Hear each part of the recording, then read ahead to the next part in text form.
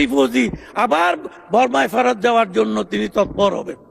আমি এইটুকু আশা করছি। মাননীয় স্পিকার, আপনি জানেন আমার এলাকা এমন একটি এলাকা যেটা ইন্টারন্যাশনালি একটা নোন এলাকা, উকিয়া টেকনাফ, যেখানে 15 লক্ষ রিফিউজিরা একটা বিরাট একটা সমস্যা আমাদের জন্য, সারা বাংলাদেশের জন্য।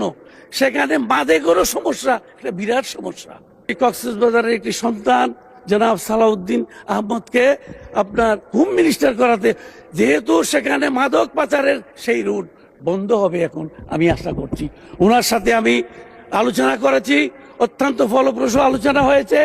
তিনি অত্যন্ত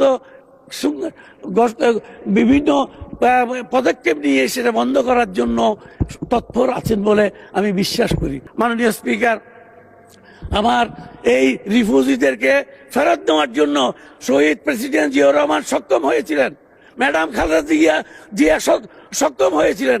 আমি আশা করি আমাদের এই সরকার তারেক রহমান সাহেবের নেতৃত্বে সমস্ত রিফিউজি আবার বর্মায় ফেরত যাওয়ার জন্য তিনি তৎপর হবেন। আমি এইটুকু আশা করছি।